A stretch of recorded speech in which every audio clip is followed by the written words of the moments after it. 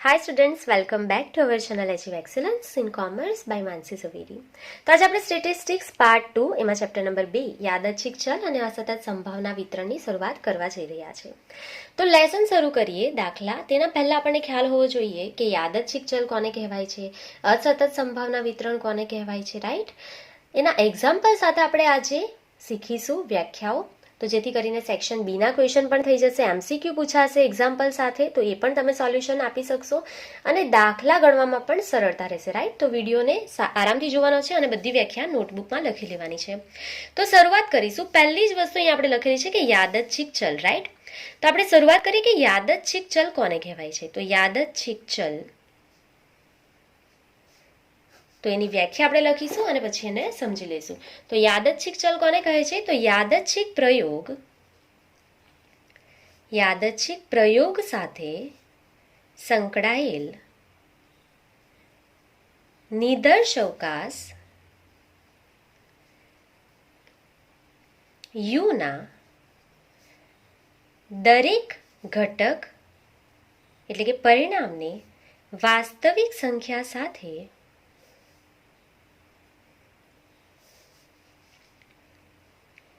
સાંકળતા વિધેયને યાદચ્છિક ચલ કહે છે,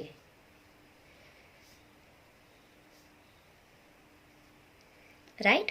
ચાલો, એકદમ એ છે આપણા બધા દાખલાની શરૂઆત યાદચ્છિક ચલથી થશે, રાઈટ। કઈ રીતના થશે તે પણ આપણે સમજીશું। પહેલા વ્યાખ્યા સમજો।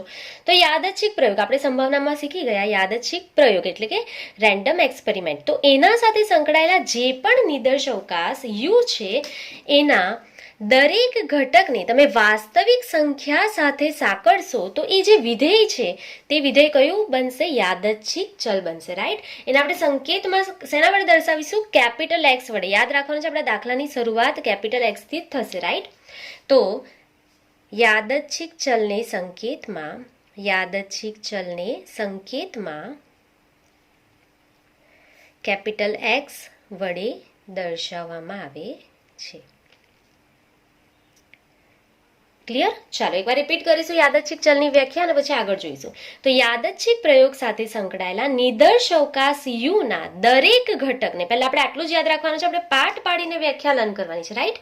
તો વ્યાખ્યાને પહેલા આપણે આટલી જ યાદ રાખીશું કે યાદચ્છિક પ્રયોગ જે છે રેન્ડમ એક્સપેરિમેન્ટ આપણા, એની સાથે સંકળાયેલા નિદર્શવકાશ યુના દરેક ઘટકને આપણે કોની સાથે સાંકળવાનું છે? વાસ્તવિક સંખ્યા સાથે સાંકળતા જે વિધેય છે તેને યાદચ્છિક ચલ કહે છે। ક્લિયર? અને યાદચ્છિક ચલને સંકેતમાં આપણે શેના વડે દર્શાવીશું? કેપિટલ એક્સ વડે દર્શાવીશું, રાઈટ। ચાલો, તો હવે જે યાદચ્છિક ચલ છે એના મુખ્યત્વે બે પ્રકાર પડે છે। એક તો અસતત યાદચ્છિક ચલ હોઈ શકે, યા તો સતત યાદચ્છિક ચલ હોઈ શકે, રાઈટ। ચાલો, તો આપણે આગળ લખીશું અહીંયા કે યાદચ્છિક ચલના મુખ્યત્વે બે પ્રકાર છે। સૌથી પહેલો છે અસતત યાદચ્છિક ચલ। તો હવે આપણે યાદચ્છિક ચલના જે એક્ઝામ્પલ છે તે અસતત યાદચ્છિક ચલ અને સતત યાદચ્છિક ચલમાં જોઈ લઈશું, રાઈટ। તો જે અસતત અને સતતના ઉદાહરણ છે તે બધા યાદચ્છિક ચલ હશે, એટલે આપણે ઉપર એક્ઝામ્પલ નથી જોયા, આપણે અહીંયા જોઈ લઈશું એના પ્રકારોમાં, રાઈટ। ચાલો, તો અસતત યાદચ્છિક ચલ કોને કહેવાય? જે યાદચ્છિક ચલ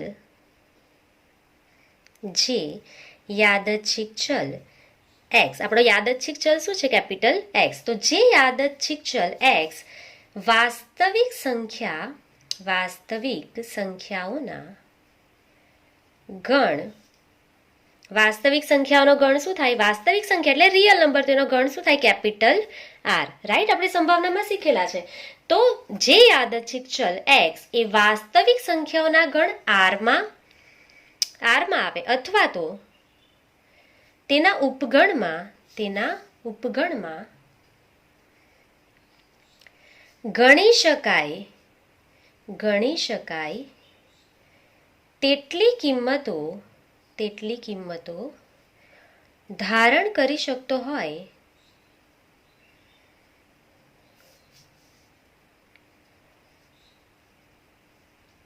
તે યાદચ્છિક ચલ એક્સ ને કયો યાદચ્છિક ચલ કહેવાશે? અસતત યાદચ્છિક ચલ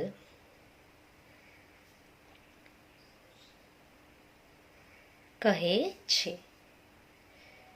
તો વ્યાખ્યા ખૂબ જ સરળ છે. જુઓ, તો જે યાદચ્છિક ચલ x, કઈ રીતના યાદ રાખવાનું છે, જે પણ યાદચ્છિક ચલ x એ વાસ્તવિક સંખ્યાના ગણ r માં, વાસ્તવિક સંખ્યાનો ગણ કયો હોય, કેપિટલ R, તો વાસ્તવિક સંખ્યાના ગણ r માં અથવા તો તેના ઉપગણમાં ગણી શકાય તેટલી કિંમતો ધારણ કરી શકતો હોય તો તે યાદચ્છિક ચલ x ને અસતત યાદચ્છિક ચલ કહે છે. ઇન શોર્ટ, તમારો જે પણ દાખલો હશે એના અંદર તમે x ની જે કિંમત છે તે ગણી શકાય તેવી હશે તો એ અસતત યાદચ્છિક ચલ હશે.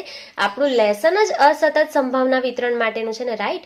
તો અસતત યાદચ્છિક ચલ એટલે શું? તો જે પણ તમારો ચલ x હશે તેટલી કિંમતો ધારણ કરશે તેને આપણે અસતત યાદચ્છિક ચલ કહીશું. તો એક્ઝામ્પલ સમજવા ખૂબ જ સરળ છે, એને યાદ પણ રાખવાના છે કારણ કે MCQમાં બોર્ડ એક્ઝામમાં પૂછાય છે કે નીચેનામાંથી કયું અસતત યાદચ્છિક ચલનું ઉદાહરણ છે અથવા તો નીચેનામાંથી કયું અસતત યાદચ્છિક ચલનું ઉદાહરણ નથી. આવા ક્વેશ્ચન ઓપ્શન સાથે આપણને પૂછાય છે, રાઈટ? ચાલો, આપણે યાદ રાખવાના છે ને એક્ઝામ્પલ્સ. અહીં આપણે લખીશું ઉદાહરણ તરીકે, તો કુટુંબ દીઠ બાળકોની સંખ્યા લઈ લો.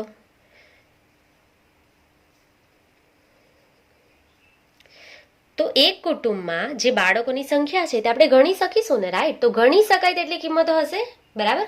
તો એક બાળક હશે કુટુંબમાં, 2 બાળક હશે, 3 હશે, 4 હશે, તો એ ગણી શકાય તેવી કિંમતો હશે ને.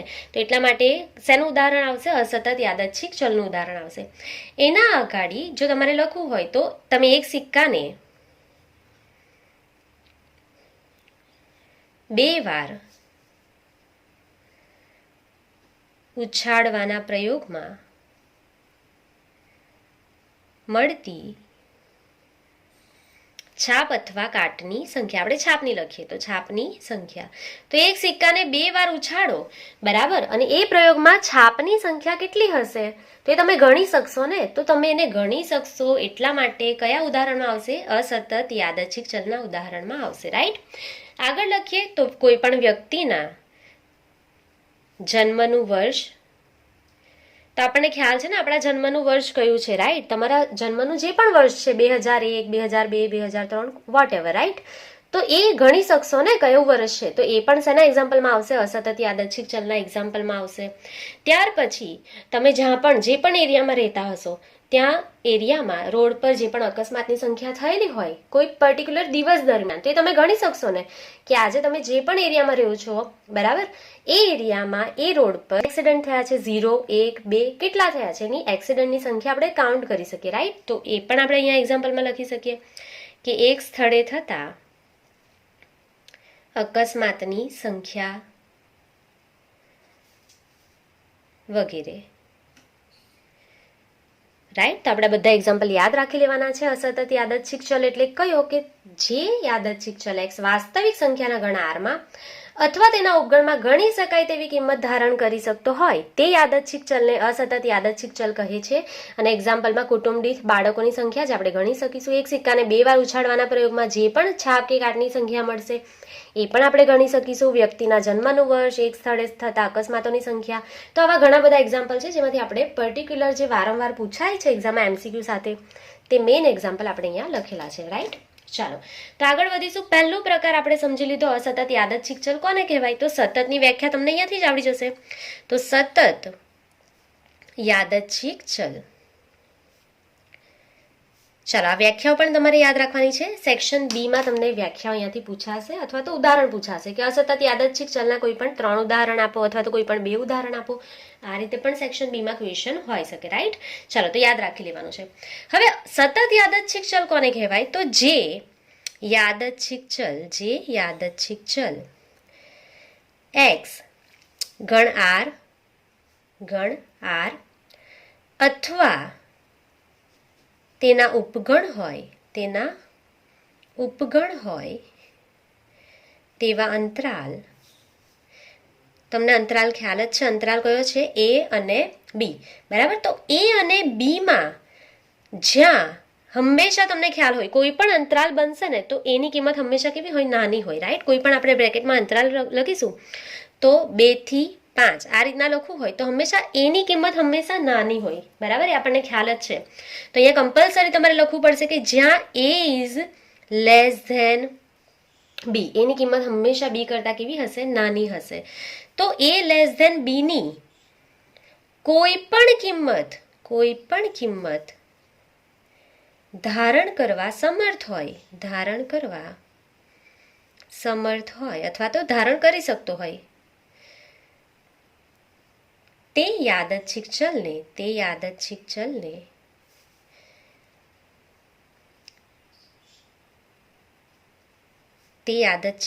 x ને સતત યાદચ્છિક ચલ કહે છે. રાઈટ, એકદમ ઇઝી છે. અહીંયા તમે એવું નહીં લખી શકશો કે જે ગણી શકાય તેટલી કિંમતો ધારણ કરતો હોય તો એ અસતત છે, પણ યાદ રાખવા માટે રાખી શકો કે જે એ અને બી માં કોઈ પણ કિંમત ધારણ કરી શકતો, એ અને બી ના વચ્ચે કોઈ પણ કિંમત. રાઈટ, અહીંયા 2 થી 5 નો આપણે એક અંતરાલ લખેલો છે, તો 2 થી 5 એટલે તો 2 પછી 2.1, 2.2, 2.3, 2.4 એવી બધી જ કિંમતો 2, 3, 4, 5 નહીં ખાલી. રાઈટ, 2.1, 2.2, 2.3 બધી જ કિંમતો જેટલી શક્ય હોય બધી જ કિંમતો ધારણ કરી શકતો હોય તો એ સતત યાદચ્છિક ચલ છે. બરાબર, વ્યાખ્યા ખાસ યાદ રાખવાની છે કે જે યાદચ્છિક ચલ x ગણ r અથવા તેના ઉપગણ હોય તેવો અંતરાલ, r નો જ ઉપગણ એટલે કે રિયલ નંબર, આપણી વાસ્તવિક સંખ્યાઓ લખેલી છે આપણે, તો એના અંતરાલ a અને b, પણ જ્યાં a is always less than b, a ની કિંમત હંમેશા કેવી હશે, b કરતા નાની જ હોય અંતરાલમાં, કોઈ પણ અંતરાલમાં, તો આ અંતરાલની કોઈ પણ કિંમત ધારણ કરવા સમર્થ હોય તે યાદચ્છિક ચલ x ને સતત યાદચ્છિક ચલ કહે છે. એના એક્ઝામ્પલ આપણે ખાસ યાદ રાખવાના છે. ઉદાહરણ સમજશો એટલે વ્યાખ્યા હજુ જો નહીં સમજ પડેલી હશે તો સમજ પડી જશે. દાખલા તરીકે તમારી ઊંચાઈ પૂછું, બરાબર, તો ઊંચાઈ તમારી કેટલી હોઈ શકે, ઉંમર કેટલી હોઈ શકે, તો આ બધા સતત યાદચ્છિક ચલના ઉદાહરણ થશે. તો કઈ રીતના ઉંમર, તો તમને એવો ક્વેશ્ચન થાય કે મારી ઉંમર તો આજે 25 વર્ષ છે કે મારી ઉંમર આજે 18 વર્ષ છે. રાઈટ, તો ઉંમર જે છે એ સતત યાદચ્છિક ચલ કઈ રીતના બને, 18 વર્ષ કહીશું તો તમારી ઉંમર સતત ને સતત વધતી જાય છે. રાઈટ, જો આ એમસીક્યુમાં પણ ક્વેશ્ચન પૂછાય કે વ્યક્તિની ઉંમર કયું એક્ઝામ્પલ છે, તો સતત યાદચ્છિક ચલનું ઉદાહરણ છે. તો અહીંયા પહેલા હું એક્ઝામ્પલ લખી લઉં, પછી એક્સપ્લેન કરું કે વ્યક્તિની ઉંમર અથવા તો વિદ્યાર્થીની ઉંમર. હવે તમારી ઉંમર 18 વર્ષ છે આજે, તો આગળ પણ હશે ને 18 વર્ષ, કેટલા મહિના ઉપર, રાઈટ, 2 મહિના, કેટલા દિવસ, તો ઉપરથી 25 દિવસ થઈ ગયા, અને ટાઈમ જે છે તે કન્ટિન્યુ સ્ટાર્ટ છે. આજે હું વિડીયો બનાવું છું તો આપણો ટાઈમ સ્ટાર્ટ છે, આપણી ઉંમર 1-1 સેકન્ડ વધતી જાય છે ને, 1-1 સેકન્ડ, 1-1 નેનો સેકન્ડ આપણી ઉંમર વધતી જાય છે. તો વ્યક્તિની ઉંમર હંમેશા અસતત યાદચ્છિક ચલમાં નથી લેવાની. યાદ રાખજો, સતત યાદચ્છિક ચલનું ઉદાહરણ છે વ્યક્તિની ઉંમર. રાઈટ, કારણ કે દિવસે ને દિવસે વધતી જાય છે, 1-1 સેકન્ડ આપણી ઉંમર વધતી જાય છે.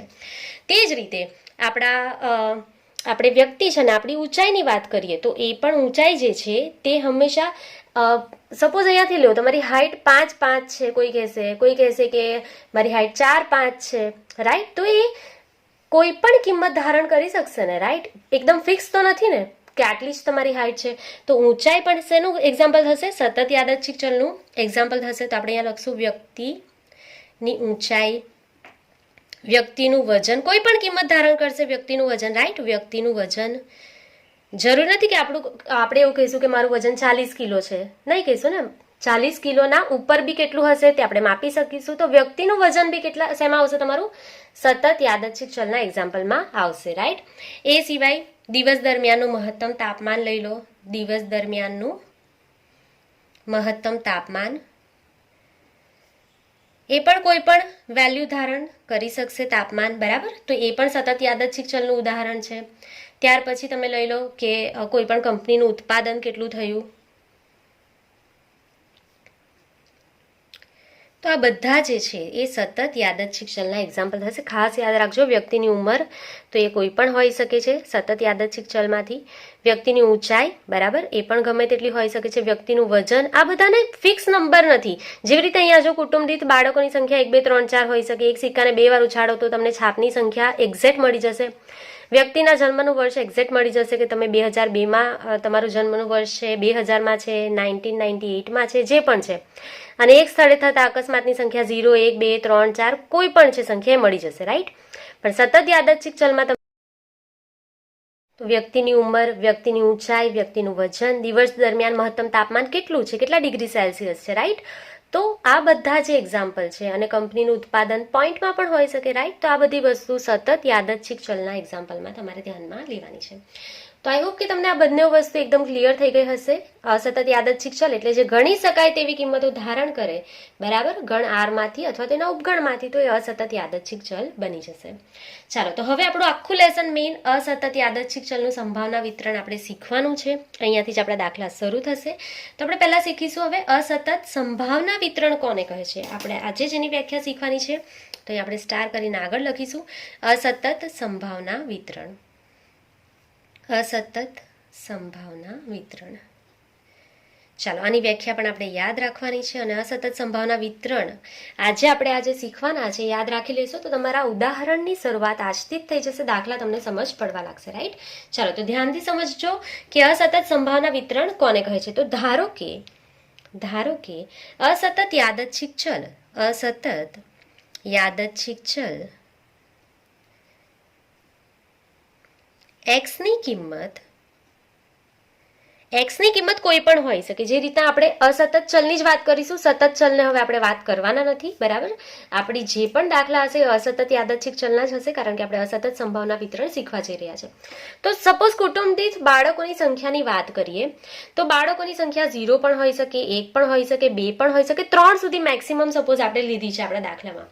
તો આ જે યાદચ્છિક ચલ એક્સની જે કિંમત છે, બરાબર, એ કિંમતને આપણે એક્સઆઈ વડે દર્શાવશું. એક્સઆઈ એનો મતલબ શું કે જે કુટુંબમાં 0 બાળક હોય તેને શું આપણે કહીશું? x0, x1, x2 એ રીતે, રાઈટ? તો અત્યારે આપણે એક્સઆઈ લખ્યું છે. તો એ એક્સઆઈની સંભાવના p of capital X is equals to small xi. જો આપણે આગળ જતા દાખલામાં અહીંયા આઈ નો ઉપયોગ કરવાના નથી નીચે. અત્યારે હું તમને એક્સપ્લેન કરી દઈશ, દાખલો સમજીશું એટલે ખ્યાલ આવી જશે. પણ વ્યાખ્યામાં આપણે આખું લખવાનું છે કે ધારો કે અસતત યાદચ્છિક ચલ x ની કિંમત xi એની સંભાવના p ઓફ કેપિટલ X, યાદ રાખજો, જ્યાં કેપિટલ છે ત્યાં કેપિટલ જ લખવાનું છે, જ્યાં સ્મોલ છે ત્યાં સ્મોલ x નો જ યુઝ કરવાનો છે. હું તમને અત્યારે બધું લખાઈ દઈશ કે કેપિટલ X કોણ છે, સ્મોલ x કોણ છે, બધું લખાઈ દઈશ. તો કેપિટલ X બરાબર સ્મોલ xi બરાબર p ઓફ xi છે. હવે જો i બરાબર આપણે કોઈ પણ સંખ્યા લઈ લઈએ, કુટુંબ દીઠ બાળકોની સંખ્યા 1 હોય, 2 હોય, 3 હોય, ત્યાંથી કોઈ પણ હોઈ શકે. આપણા દાખલામાં તો લિમિટેડ આપેલી હશે, મતલબ 4 સુધી, 5 સુધી, 6 સુધી, કંઈ પણ એ અંશ સુધી જેટલી આપેલી હોય ત્યાં સુધીની હશે. તો એના માટે આપણો દાખલો હશે, રાઈટ? તો આના માટે p ઓફ xi એટલે કે આપણો જે પણ જવાબ આવશે ઇઝ ઓલવેઝ ગ્રેટર ધેન 0. હંમેશા તમારો જવાબ 0 થી મોટો આવવો જોઈએ. 0 કે તેથી મોટો મતલબ ધન સંખ્યા હોવી જોઈએ. તમારો કોઈ પણ દાખલો જો માઇનસમાં આપેલો હશે તો એ અસતત સંભાવના વિતરણ નથી એવું કહેવાશે. આપણે રિપીટ કરીશું, આ પહેલી શરત છે. કોઈ પણ સંભાવના વિતરણ જે છે એ અસતત સંભાવના વિતરણ ક્યારે કહેવાશે? જ્યારે એની કિંમત ધનમાં આવશે. p of xi is always greater than or equals to 0. મતલબ એનો મતલબ શું થાય કે તમારો જવાબ ધન સંખ્યામાં હોવો જોઈએ. જો એ ઋણમાં હશે, બરાબર, તો એ શરત તમારી અહીંયા લાગુ પડશે નહીં અને તમારું વિતરણ અસતત સંભાવના વિતરણ કહેવાશે નહીં. જો કોઈ પણ જવાબ તમારો ઋણમાં આપેલો હશે તો આ પહેલી શરત છે, રાઈટ? આરામથી સમજજો, ટાઈમ લઈને સમજજો, પણ આ શીખી લેજો. આ પહેલી શરત છે કે p of xi is greater than equals to 0 હોય. હવે બીજી શરત, અને સબમિશન ઓફ n, અને અહીંયા આપણે લખીએ છીએ કે જો i is equals to 1, p of xi is equals to 1 હોય. હવે બીજી આપણી શરત શું છે? આપણે એને શોર્ટમાં લખાવીશું તમને અત્યારે, પણ વ્યાખ્યામાં આપણે આ લખીએ છીએ કે એની શરત શું છે કે એનું જે submission of p of x હોય તે હંમેશા 1 હોય. આપણે જ્યારે દાખલા ગણીશું ને ત્યારે શોર્ટમાં લખીશું. થોડું xi બધામાંથી આપણે i પણ ઇગ્નોર કરી દઈશું. તો એની શરત અત્યારે હું તમને લખાઈ દઈશ, પણ વ્યાખ્યા લખતી વખતે આ જ વર્ડનો આપણે યુઝ કરવાનો છે, રાઈટ? તો આ જો એનું સબમિશન p ઓફ xi નું કેટલું થાય? 1 થાય. તો વાસ્તવિક કિંમતોના ગણ, હવે ગણ કયો બની જશે આપણો? તો set of p of x1, p of x2 થી લઈને p of xn set over, બરાબર? તો p ઓફ xn સુધી આપણે જવાનું છે. આને શું કહેવાશે? અસતત યાદચ્છિક ચલ x નું સંભાવના વિતરણ કહે છે.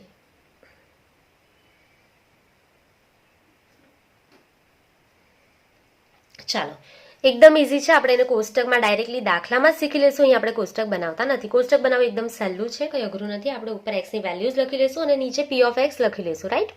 ચાલો તો પાછું એકવાર જોઈ લેશું અસતત સંભાવના વિતરણ કોને કહેવાય. એના માટેની 2 શરતો છે, જે શરત અત્યારે આપણે શોર્ટમાં યાદ રાખી લેશું. તો ધારો કે અસતત યાદચ્છિક ચલ x ની કિંમત xi ની સંભાવના p of x is equals to xi. આપણે દાખલામાં શું લખશું? p of capital X is equals to small x is equals to p of x. Right? આપણે i ને ઇગ્નોર કરીશું દાખલામાં. આ હશે તો i બરાબર જે પણ આપેલું હશે 1 2 3 થી લઈને n સુધી કંઈ પણ, એના માટે p of x ની વેલ્યુ અત્યારે આપણે i પણ લખેલો છે, p of xi is always greater than or equals to 0. પહેલી શરત છે કે p of x નું જે વેલ્યુ છે તે 0 અથવા તો એનાથી મોટી આવી જોઈએ. જો એ માઇનસમાં હશે તમારી વેલ્યુ તો એ અસતત સંભાવના વિતરણ કહેવાશે નહીં. અને એનો જે સરવાળો છે સબમિશન ઓફ x નો, એ જ્યાં સુધીની વેલ્યુ લેશે એનો જે સરવાળો છે તે હંમેશા કેટલો થાય? 1 થાય ને થાય જ, આ ફિક્સ હોય. બરાબર? તો વાસ્તવિક કિંમતના જે ગણ બનશે p of x1 x2 x3 થી લઈને xn સુધીનો, એને આપણે અસતત સંભાવના વિતરણ કહીશું. ક્લિયર? ચાલો તો અહીંયા તમારી વ્યાખ્યા આટલી કમ્પ્લીટ થઈ ગઈ છે. હવે તમને શોર્ટ ફોર્મમાં હું નામ લખાઈ દઉં છું, તો આપણે આ સાઈડ લખી લઈશું એના નામ, જે સંકેત તમારે યાદ રાખવાના છે. એના માટે હું અહીંયા તમારે પહેલાં આટલી બધી વ્યાખ્યાઓ લખી લેવાની છે અને લાસ્ટમાં બધી વ્યાખ્યા લખાઈ જાય ત્યાર પછી આ જે શોર્ટ ફોર્મ એ આપણે લખીએ છીએ તે લખી લેવાના છે. તો કેપિટલ એક્સ જે છે, કેપિટલ એક્સ, એને આપણે શું કહીશું? યાદચ્છિક ચલ. આપણા દાખલામાં કેપિટલ એક્સ એટલે આપણું શું હશે? યાદચ્છિક ચલ. પછી આપણે દર વખતે જોયું સ્મોલ એક્સ. રાઈટ? તો સ્મોલ એક્સ શું છે? તો આ જે યાદચ્છિક ચલ કેપિટલ એક્સ છે એનું જે પણ મૂલ્ય હશે, જેવી રીતે કુટુંબ દીઠ બાળકોની સંખ્યા 0 થી 3 બાળકને આપણે અલાઉ કરીએ છીએ, તો 0 1 2 3 એ સ્મોલ એક્સ હશે. રાઈટ? તો અહીં આપણે લખી લઈશું કે યાદચ્છિક ચલ કેપિટલ એક્સ એનું મૂલ્ય 0 1 2 3 થી કોઈ પણ હોઈ શકે. રાઈટ? ચાલો ત્યાર પછી આપણે અહીંયા એક વર્ડ જોયો કે p of x capital x is equals to xi. આપણે i ને ઇગ્નોર કરવાના છે દાખલામાં, તો એટલા માટે અહીંયા શું લખીશું આપણે? p of capital x is equals to small x. બરાબર? તો તમારે અહીંયા જ્યારે 0 બાળકોની સંખ્યા માટેની સંભાવના શોધવાની હોય તો અહીંયા તમે શું લખશો? p of capital x is equals to 0. હવે તમારે આ નહીં લખવું હોય તો તમે આ રીતના પણ લખી શકો કે p of 0, અથવા તો આપણે અહીંયા શું લખીએ છીએ? p of x. જો અહીંયા બંને સેમ લખેલું છે ને આપણે, p of capital x is equals to x, i ને ઇગ્નોર કરો, is equals to p of x થાય. રાઈટ? આ બંને સરખા છે. દાખલામાં આપણે શું લખીશું? p of capital x is equals to suppose 0 શોધવું છે, 0 ની સંભાવના, તો અહીંયા 0 લખીશું x ના જગ્યાએ. આ નહીં લખવું હોય તો તમે ડાયરેક્ટલી શું લખી લેશો? p of 0. બરાબર? તો એનો મતલબ શું થાય છે? તો x નું મૂલ્ય, કેપિટલ x નું મૂલ્ય સ્મોલ x હોય એટલે કે 0 હોય, આપણે અત્યારે 0 એઝ્યુમ કર્યું, તો x નું મૂલ્ય x હોય, સ્મોલ x, તેની સંભાવના. રાઈટ? ચાલો તો આટલા 3 શોર્ટ ફોર્મ આપણે લખી લેવાના છે અને દાખલાની શરૂઆત આપણે નેક્સ્ટ વિડીયોમાં કરીશું. આ બધી જ વ્યાખ્યાઓ યાદ રાખવાની છે વિથ એક્ઝામ્પલ. આઈ હોપ કે તમને બધા જ કોન્સેપ્ટ, બધી જ વ્યાખ્યા સમજ પડી ગઈ હશે. જો તમને કોઈ પણ ડાઉટ્સ હોય તો તમે કોમેન્ટ સેક્શનમાં કોમેન્ટ કરી શકો છો. આજના માટે બસ આટલું જ. Thank you for watching. Keep learning. Take care.